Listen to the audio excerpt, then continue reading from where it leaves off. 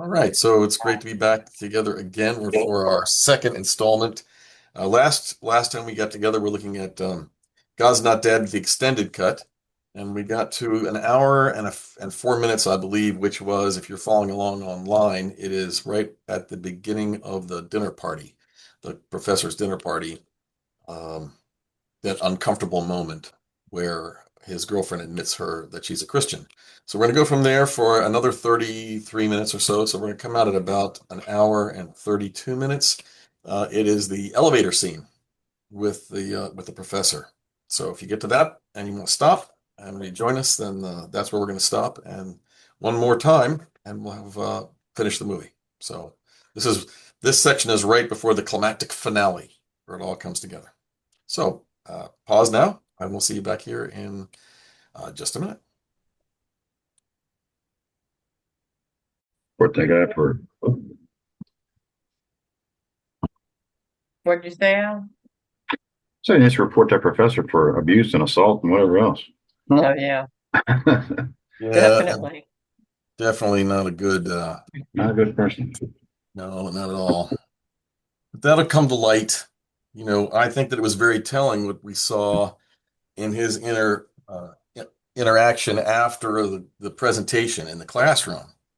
That bit about the 12-year-old child and the mother. What we were talking about last week. Had to have been something in his past. Yeah, yeah. Well, that's certainly it, and it's very self disclosing that his energy behind this is based on grief and anger that has pushed him to that place. And what did he say? He said the most ardent or energetic atheists are disenfranchised Christians Yeah. who woke up and figured it out. But waking up is being disappointed, according to him. Being disappointed, not getting what you wanted, means you're waking up and that there's no God. So it's a very selfish, self-centered, and self-focused perspective that says God is at my beck and call, and if He doesn't do what I want God to do, then there is no God to do it. That's circular argument, right? So let's see. I loved it when at last week I didn't remember from before, didn't realize that he was going to talk about that paper in this segment. But remember last week I said I read that paper, and it's a terrible argument because it's a circular argument. It's pages and pages and pages, and by the time you get done with it, you're like, I just wasted 3 hours of my time because I'm back where I started. It's a completely worthless piece of um, uh, it's not even science. It's just in fact, I think that I feel like he wrote that out of frustration, and just had to say something about to refute Christianity and the idea of God. So he wrote this thing because for someone who's touted as the most brilliant man ever in the world in history, um, that's like I don't know, an undergraduate paper that he couldn't see that he was writing this massive circular argument. If he could have, I think that he would have stopped himself, but he obviously couldn't. He was subsumed in it. He just So, figured somebody else would figure that out. yeah, I mean, it really has tarnished his reputation, as you can Yeah. see. I mean, everything that he did that was great, and then this paper he came out, which he really he put out a lot of fanfare about this paper. Mm. So this is it. I've solved it. I've solved the mystery. I've solved the thing. I've got the formula. And then people read it and were like, "Oh my gosh, this is elementary philosophical mistake. It's not even sophisticated. What's sophisticated is the amount of fluff that he puts into it. All the content, which doesn't do anything but come back around to itself. So, circular arguments. You really, really got to be careful listening to people, seeing if you're having a discussion, if when they by the time they get done, you're feeling kind of vacuous and empty. Just a quick mental review, and maybe that they started off with a premise that they ended up as um, their final product, which is the same thing. So just back where you started again. Strange encounter in the diner. I I'm standing behind the idea that they had to condense the time in order to make Yeah, the movie. Because yeah, for that was sure. a really weird conversation between the pastor and um well, what's her name? It's not Amy. Amy's the blogger. Nina? Nina. Uh yeah, that whole do you want to talk about it thing. That was a little strange, but That's a little forced. yeah. Well, that's okay. That's okay. It would have God, been better if she just showed up at the church and they could have Yeah, made it in less time. yeah. Yeah.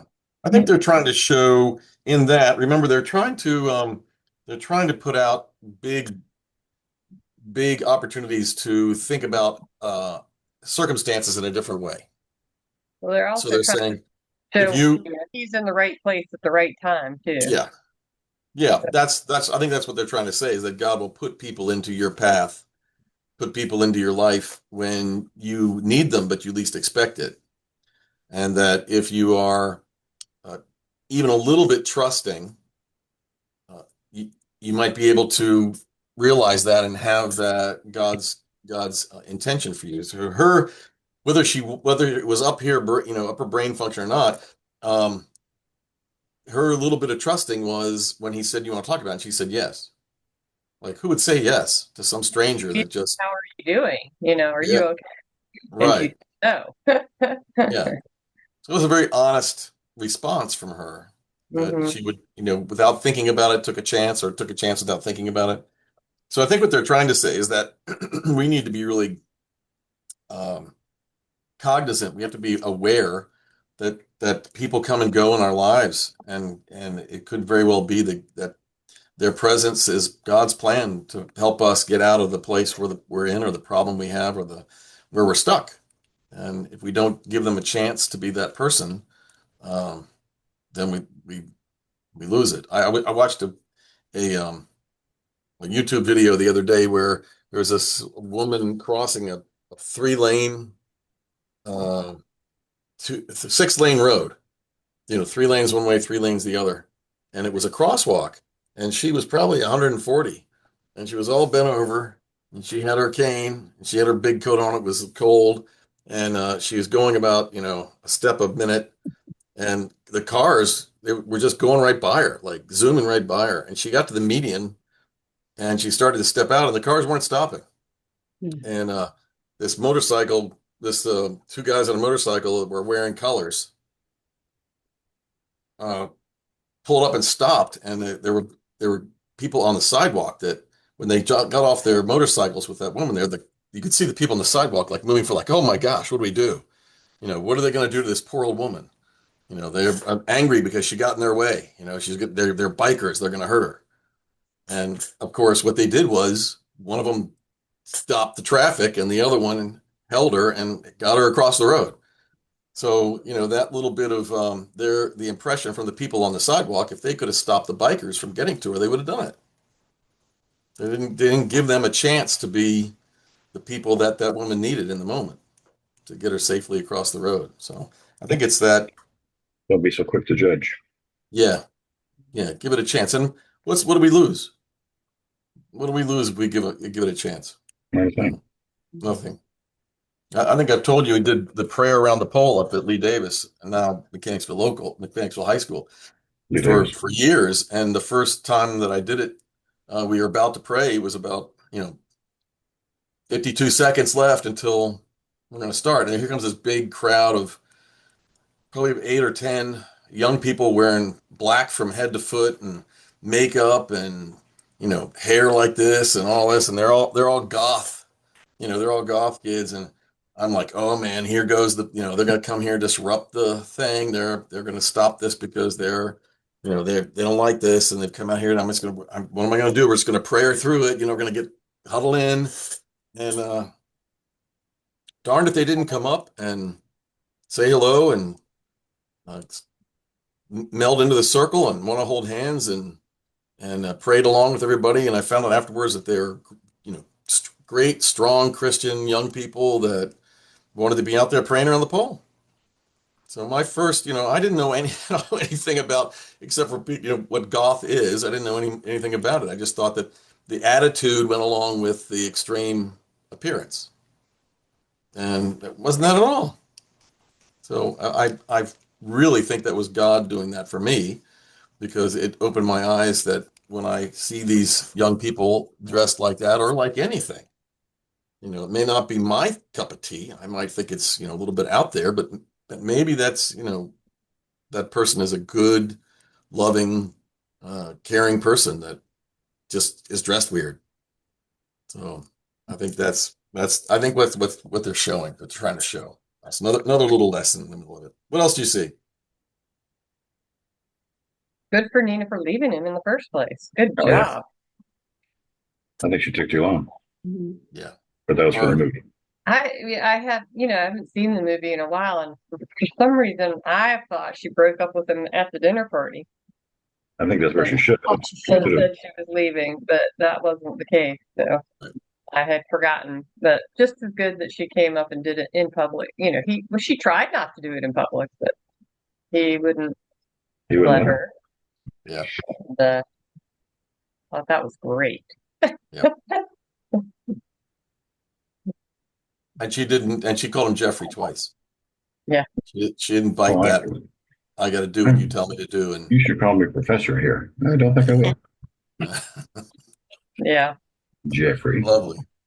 Yeah. Well, I don't accept that. Tough. So I don't accept that. That was funny, honestly. Yeah. Like, So what is the lesson? If they're trying to characterize a lesson, based on faith, what's the lesson? Um, treat people with love. uh, But truth she's is got you. Or Hold for on her. to hold on to your faith. yeah, she loves him. She loves him. She didn't stop loving him. Said that to the preacher, yeah. But has to be, she got help to figure it out, but she realized the clarity of this, that she could not, the love for him was misplaced. It was probably a selfish love to start with. She realized that she loved him more than he loved her. Yeah. Definitely, And- yeah. And she finally caught on to it. Mhm. Maybe she was blinded by it in the beginning. Again, she talked about that with the pastor. Yeah. And then later on, she's like, you know what? I'm not gonna put up with this anymore. Right. Did what she did. So it's the strength of relying on your faith and not your emotions. That's What she needed there. What she she hung needed. on. I'm sorry.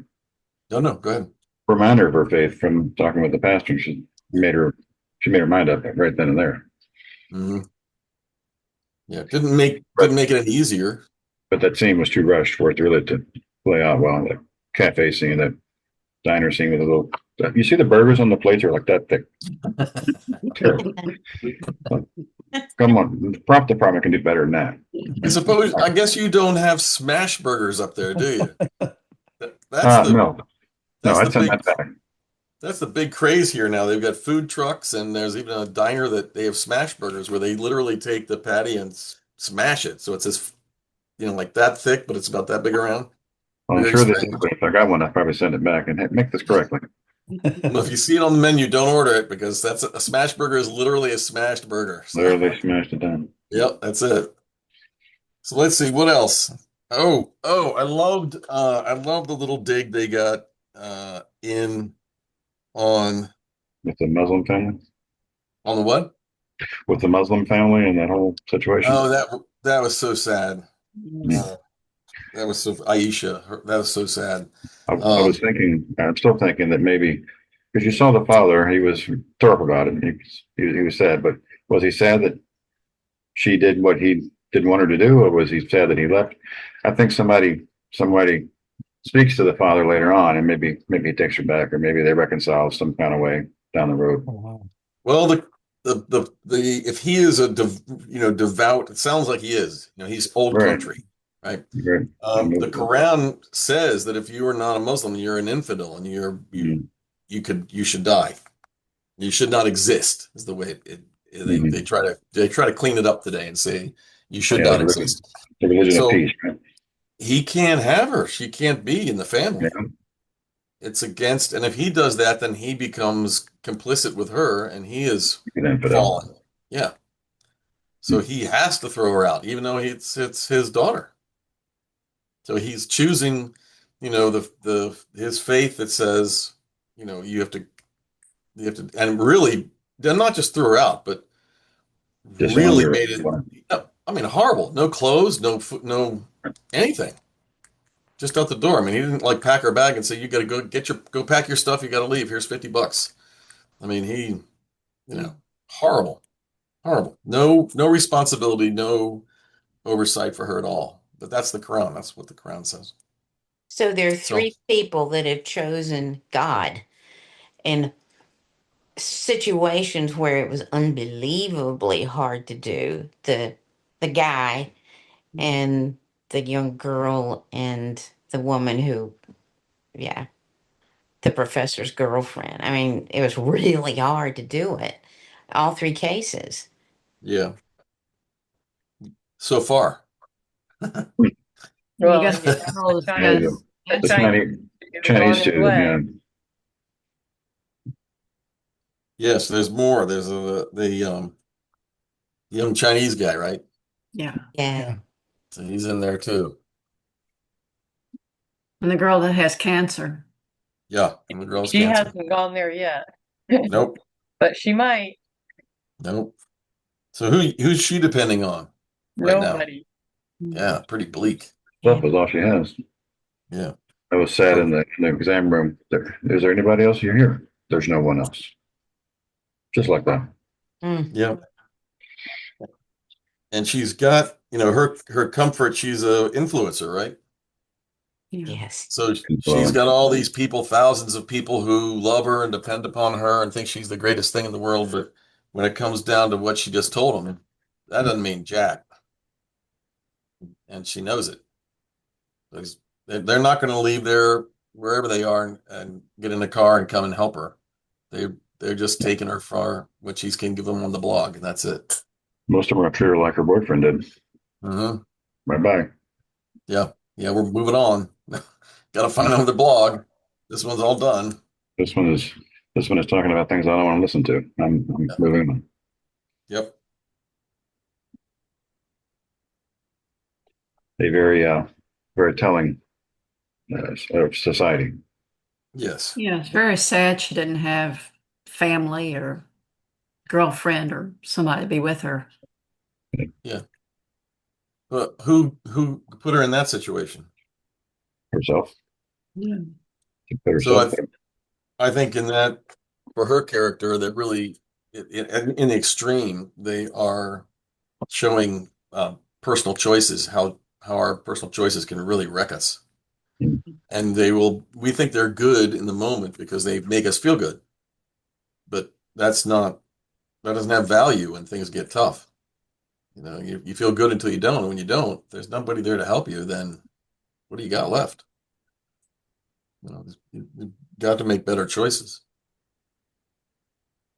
I like the beginning of the dig on Darwin. I'm a big proponent of science and enlightenment. I love science and enlightenment.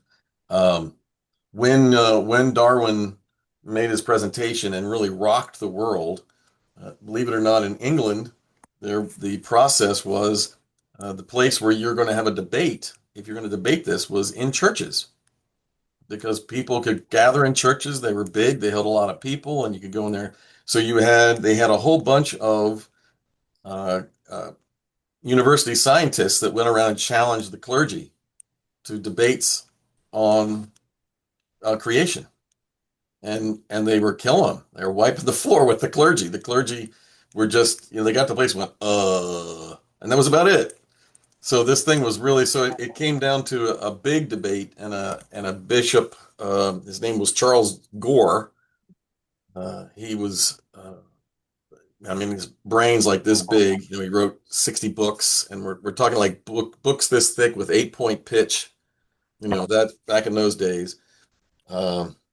And said, okay, get the biggest guy and let's go have a debate. So they did it. They're very excited because they would have been really wiping the floor with all the clergy. And at the end of at the summation, he really shocked everybody by saying, "This is fantastic.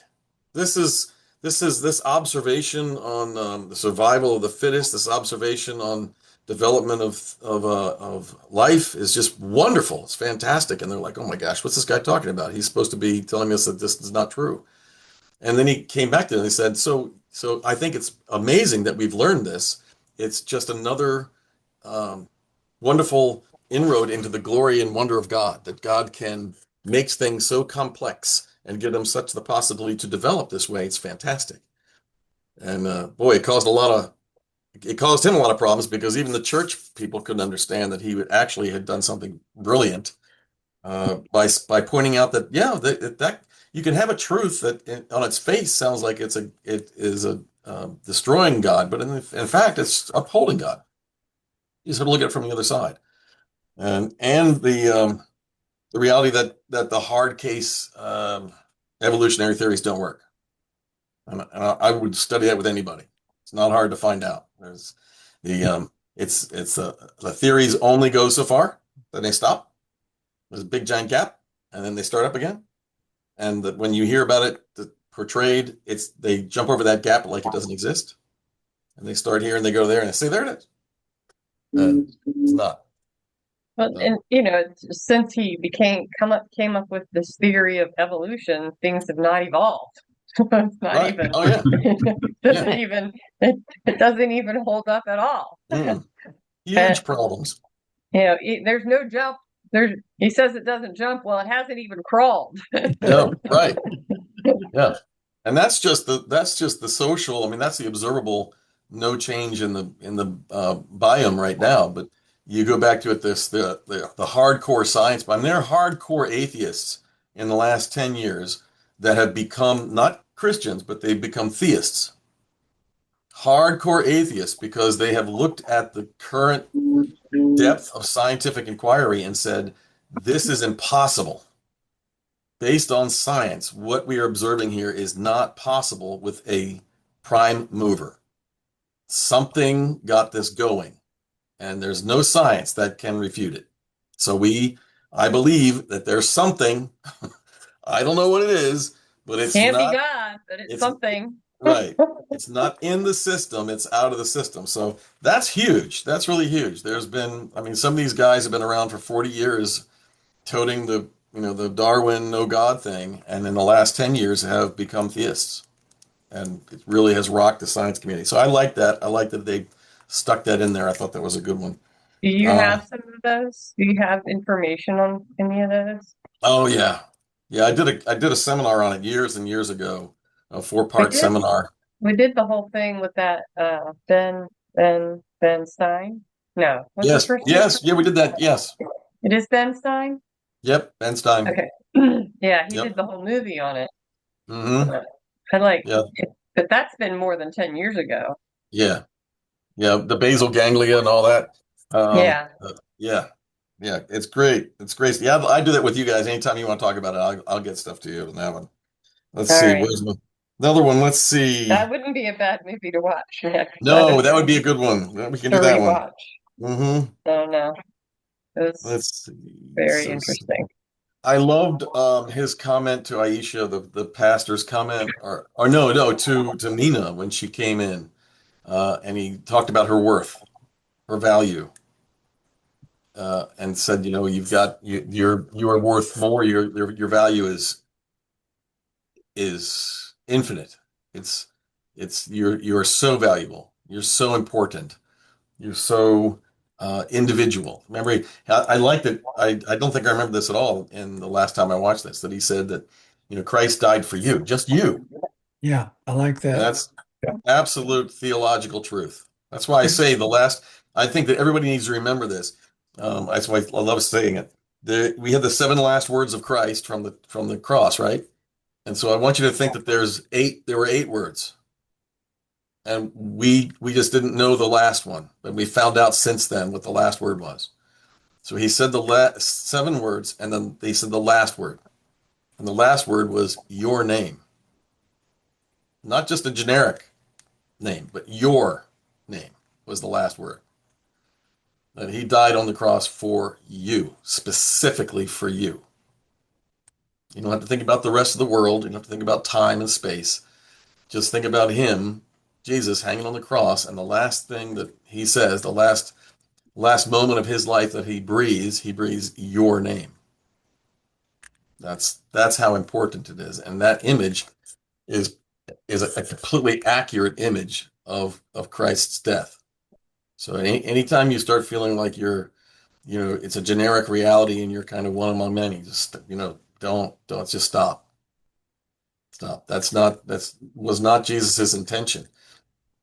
His intention was for us, each one of us individually, to understand that his death was specifically for us as individuals. And it's as individuals that we make up the church. As individuals we make up the believing community, not as a big amorphous block of believers. That's the opposite image. So I love that he confirmed that thing. You're infinitely important. Let's see. Any other ones? 3 cases. Poor Josh. I mean, gosh, he's got to be shaking in his shoes. I mean, what a brave young soul. He's doing a really good job. Yeah, Yeah. he is. Yep. Really coming at this. The younger brother, he seemed to be very regretful Oh yeah. when his sister got thrown out. Yeah. But I guess he was fearful, maybe, Mhm. He's been hearing the same things from his father that the daughter had heard about. Yeah. You must do this because this is our religion. This is what we do, and on and on. Yeah. So he thought he needed to do that. He probably thought his dad could stop his sister from listening to that stuff. Mhm. Instead of just throwing her out. Yeah. Yeah. Who would have expected that? I wouldn't have. I mean, I don't think if I was in that house, I wouldn't have expected the father to do that. But he's hardcore, right? Just following the rules. Yeah. Storage account diners. Stephen Feels like if you have rules like that, that doesn't, I don't know. That doesn't sound like a good rule. No, no, it stops any kind of ability to. I mean, there's no discourse. How if I don't think that what she's doing is right, how can I convince her? I can't. I'm never going to talk to her again. So that action just writes the person off completely and says, you're not worth my time, my energy. You're not important anymore. You're done. Well, and it gives her choices credence almost. Mm-hmm. Like I don't know. She's like, there's no going back, so she's going to be all in, I guess. Yeah. That just doesn't. I don't know. It doesn't make any sense to me. Yeah. No, it doesn't. But then you look at, and I'm not trying to bash Islam, but you look at overseas as different Islamic states in different places and see just how abusive they are. Living condition abusive, especially with women. They can't be educated. They're not allowed to learn to write. They're not allowed to learn to do anything. I mean, just really archaic, horrific, uh, you know, patriarchal process that doesn't reflect creation at all. It really reflects a stagnant worldview, which makes sense because when Muhammad put this together, he put it together with the values of that period right there, and that's it. All the words, all the views of that period went into the religion, and it just stopped. It was done. So there's no revelation, nothing to come out of it. I mean, if you're either going to um, begin to understand more from it and glean that, or you're going to have to just dismiss it. So I know is some Muslims here, and of course American Muslims, they are much more moderate. They don't take all that stuff. They just dismiss it. They have to. You can't put the two together. Not compatible with literature. No. Muslims are thousands of years behind. The Yeah. ones you're speaking of are thousands of years behind in their thinking. Yeah. So it's actually, so when you think about this from this perspective, when you hear people say, Muslims are horrible and they're doing these terrible things to the women, that's absolutely true. But then you hear other people say, well, I'm a Muslim and I'm not doing that. That's absolutely true. We have both of these things. Not all Muslims are like those people. That's just that. There are Muslims over here, Muslims that live with us that do not aspire to that kind of stuff. You can't write off all Muslims. It's like you can't write off all people. Well, it's just like you can't say all Christians are the same either. There's Absolutely. lots Yeah. of different beliefs Yep. amongst Absolutely. Christians. Yep. Yep. And did you hear what Jeffrey was saying when to his little worship party there down in the open area when Nina came up to him? Wasn't paying attention. He was completely mischaracterizing Jeffrey. He was saying that Who's Jeffrey, You mean Josh? Josh. Josh, Josh.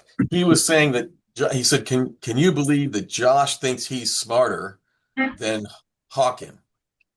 And that's not what he said. Oh, did he say that? I didn't hear that. Yeah, because Yeah, he actually said no, he didn't. Even right, because he said that in the meeting and he said no. right. So sure. so Jeffrey, the professor, is mischaracterizing Josh in order to get people on his side, on his team, and defaming Josh, as like Nina said in the restaurant in the meal. I don't know if you remember last week. She said, "I don't think it's fair." That little speech she did. She said, "I don't think it's fair. You've got a freshman and then a professor, and this is not a fair match." So with a professor who's got all of the power and all of the authority and all the ability, he is stooping to really lying and subterfuge to get them to disapprove of Josh rather than just let it stand on its merits. He can't let it be what it is. He's got to destroy him in absentia, which really shows how insecure Jeffrey is. Absolutely. Yep.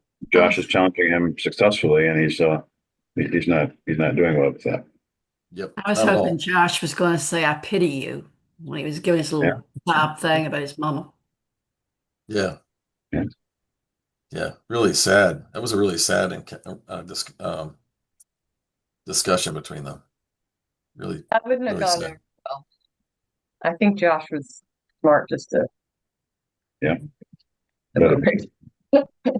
because now the professor is going to try something when we hit the next episode. He's going to try some nonsense. It sounds like. Yep. Yep. He Yeah. hasn't been Yeah, very not go by. Yeah, not honor his agreement at the beginning. no, no, no need to. He's the prof. He can do what he wants. So Do you think that yeah. most atheists start out as Christians who are disappointed by something like he was and ask God for something and didn't get it? Uh, I have by and large many more Christians atheists that I have met are prior Christians than Mm. atheists who were just brought up as an atheist. Mm. It's pure atheism.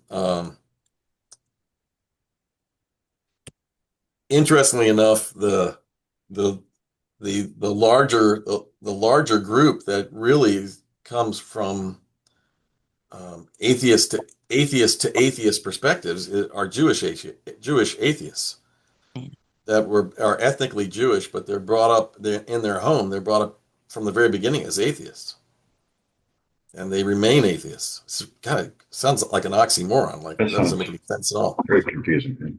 Yeah, because when we think about being Jewish, we think about being very religious. I mean, Mhm. it's kind of it's synonymous, Yeah. but it's Right. not at all. Hmm. Think think of Judaism not as a religion, but as an ethnic group. That's Yeah. what I think I told you about my friend who said she was culturally Jewish, Hmm. but not they didn't go to church or Not Right. religiously Jewish. yeah. Yeah. And so when I asked her if she believed in if she believed in heaven, she didn't answer. She didn't know. She didn't know. Right. Wasn't a yes or a no. Wasn't that she didn't want to answer. She didn't know. She hadn't thought about it. Hadn't Yeah. thought about it. So atheists that I've spoken to, like in that group, are much fewer. The atheists that I've spoken to that are, and I think you may have heard me say this before. The Some of the atheists I've spoken to, I think are some of the greatest proponents for the Christian faith because you don't fight against something that you don't have stock in. I mean, if I'm an atheist, what do I care? Yeah, believe what you want. I mean, you're an idiot. Mm. I'll admit it, and you go your way. But for me to have a dog in the fight means I care. And so I've talked to a lot of atheists in different places that are way too energetic and have found out later on that they were just like he said. They were Christians who were disenfranchised. And they get angry and they say, I was wasted in my youth, I wasted my time, I wasted my mom did, and it was all a lie and blah blah blah. So yeah, I Well, think sorry, no good. his was based on asking God for something that he wanted and Right. not getting it. Yeah. I mean, how many times do we pray for something and not get it the way we want it? Yeah. Well, so our faith is it's interesting. I mean, if you really think about it. So he was, what did he say, 10-year-old? I think he said 10. Well, Was it 10? 12-year-old. Well, Well, so a 12-year-old. So he had the faith understanding of a 12-year-old, right? hmm, Now he's what in this program? Is he 40? What do you think he probably. is? Well, yeah. Say 30s, maybe 40. 40. So he's 40, but his understanding of the faith is still as a 12-year-old.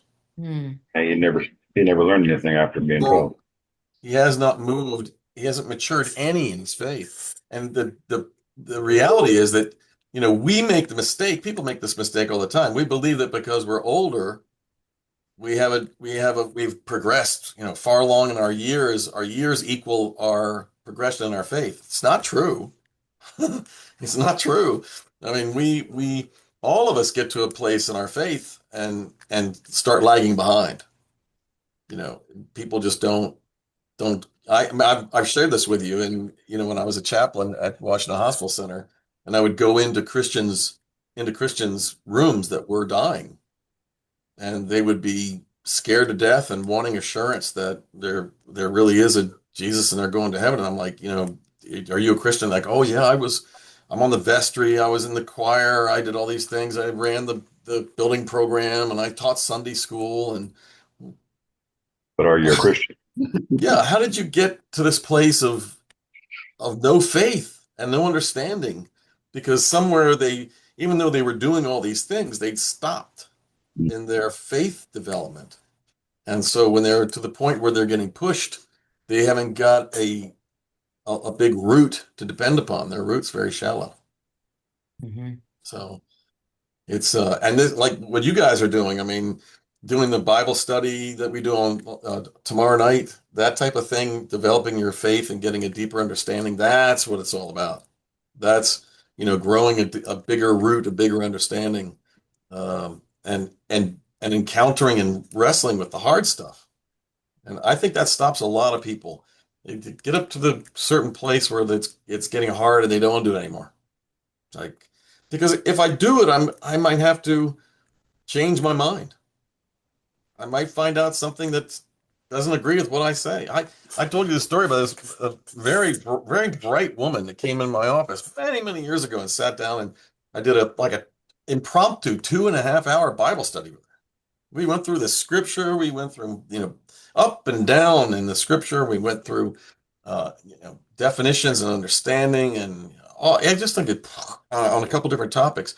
And we got all done. I was like, this is great because she said, I can see this. I understand this now. Oh, I see there's a continuity. Oh, I see how it works together. I'm like, yeah. And she got all done. She said, "Well, thank you so much for doing that, but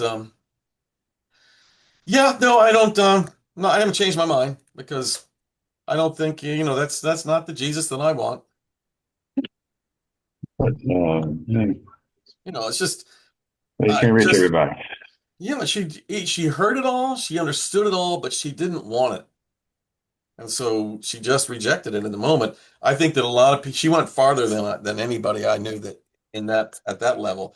I think most people see it. They're going forward in their faith, and down there they can see, they can see that there's going to be a division in the road. You're gonna have to make a choice, left or right. And so they don't want to go there. Say, just stop right here. And I'm just not gonna go anymore because I'm gonna have to make a choice. And I don't, I'm really worried that the choice I'm gonna have to make is against the one that I've always made. So I'm not gonna do it. You know, it's really, really hard. This is back to our current problem, the political problem, which I think has always been with us, but like I say, it's the deaf screaming at the deaf.